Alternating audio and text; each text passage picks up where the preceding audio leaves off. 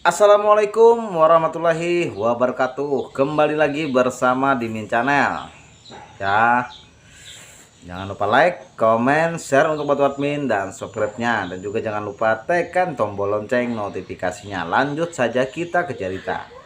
Diana Permata Indah dari Desa, karya Heni, bab 144. Mengetahui. Tubuh Lukas bergetar hebat saat kedua matanya melihat bukti kalau Diana yang memenjarakan ayah tirinya. Artinya, Diana yang telah menyelamatkan dia dan ibunya dari jurang siksa. Kamu suka, kamu tidak pernah tahu bukan? Kalau yang menyelamatkan kalian adalah Diana. Diana melakukan itu saat kalian kembali ke rumah Nyonya Zelin. Agar kalian tidak melihat dirinya. Bukan hanya memenjarakan ayah tirimu, Diana juga membantu ibumu bercerai dengan ayah tirimu.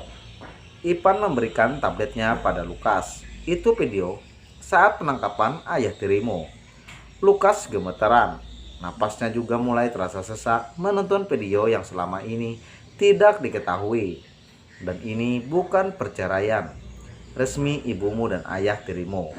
Ipan memberikan salinan perceraian ibu Lukas dan ayah tirinya. Kurang baik apa Diana padamu? Tanya Ipan. Lukas menjerit. Dadanya bagai dihantam sebuah kayu besar dengan begitu keras. Sakit, perih, relung, hatinya dipenuhi penyesalan. Hik, Lukas tersungkur di lantai. Dia tenggelam dalam tangis penyesalannya.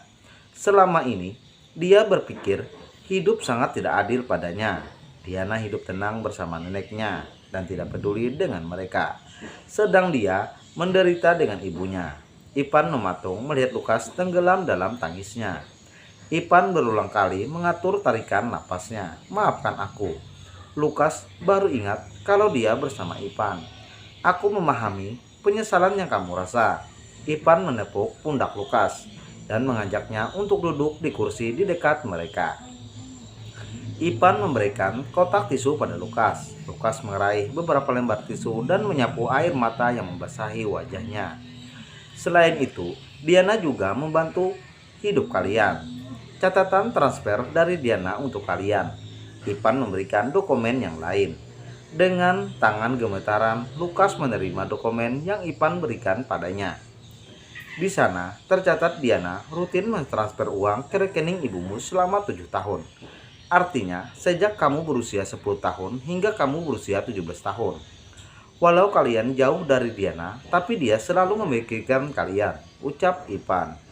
Lukas geram dengan dirinya sendiri. Sekuat apapun dia menjerit, menyesali segala perbuatannya. Rasa yang mengganjal di hatinya tidak juga berkurang. Andai waktu bisa diputar, dia ingin mengulang waktu yang lalu dengan bersikap baik pada Diana. Lukas, berhentilah membenci Diana. Diana memang tidak memiliki hubungan darah denganmu. Ayah kandungmu adalah anak angkat Nyonya Zelin.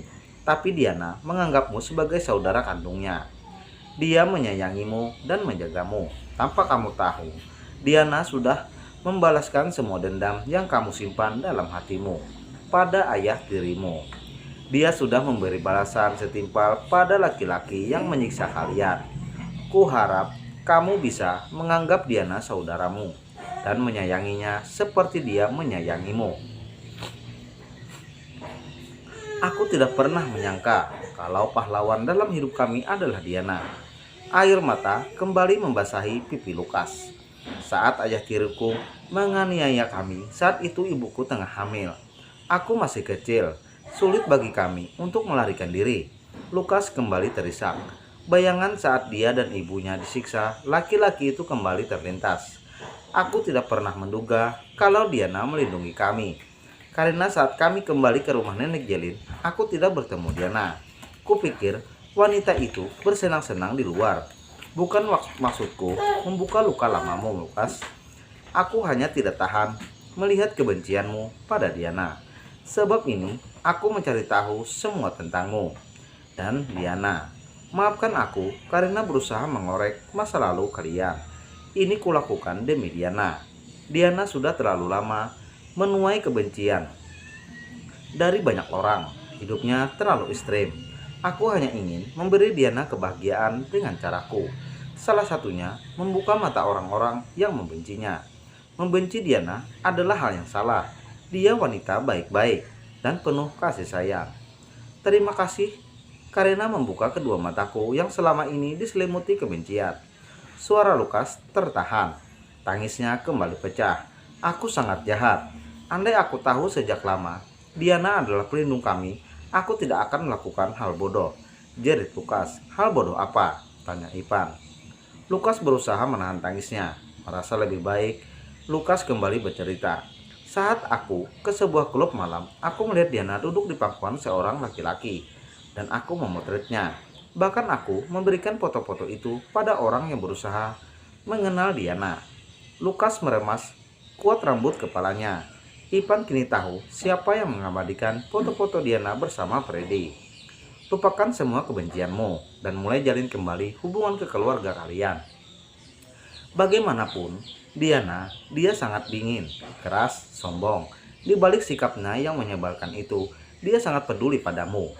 Ipan dan Lukas tidak jadi makan malam. Rasanya perut mereka sudah penuh. Ipan membungkus banyak makanan dan meminta Lukas membawa semuanya. Setelah Ipan meninggalkannya, Lukas meraih handphonenya dan segera menelepon Diana. Tut.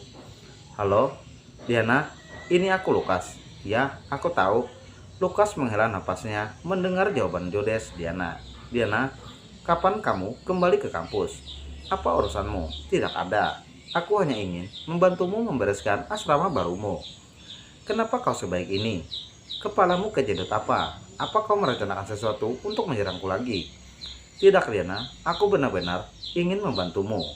Mulai detik ini, aku berjanji tidak akan mengganggumu. Seseorang membayarmu, aku pantas aku membenci dan berlaku buruk pada seseorang yang berjasa besar Pak dalam hidupku. Izinkan aku membalas perbuatan baikmu, Diana.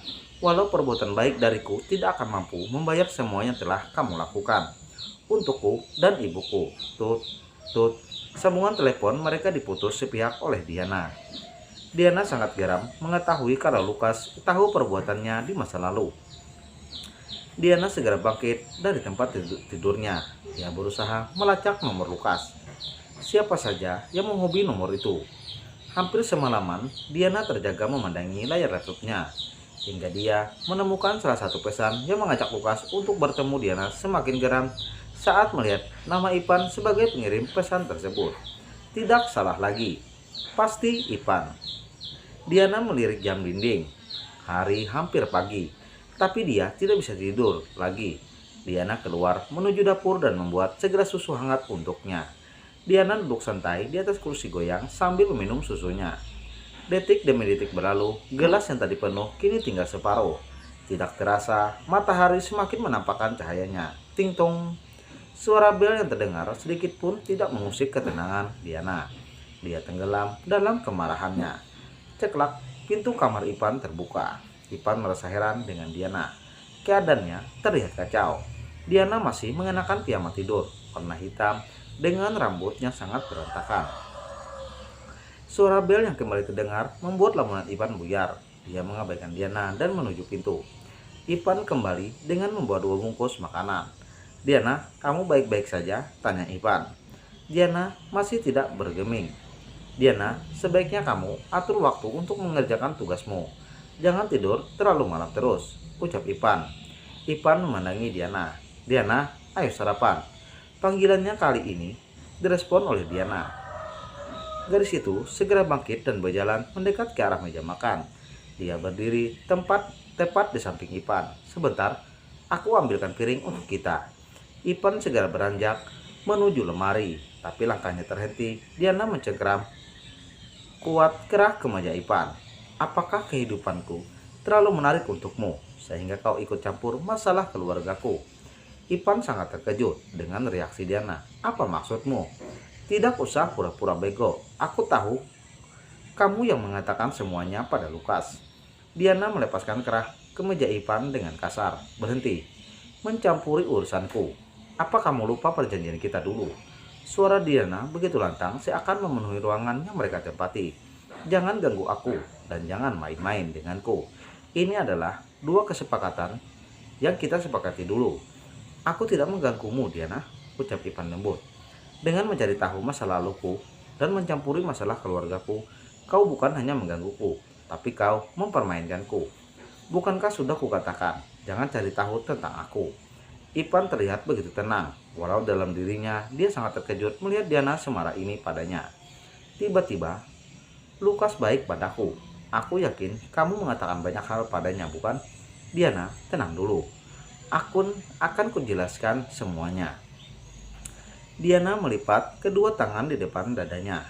Dia ingin mendengar seperti apa penjelasan Ipan. Bersambung.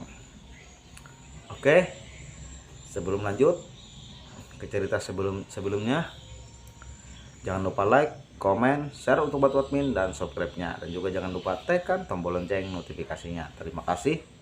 Assalamualaikum warahmatullahi wabarakatuh. Wassalam.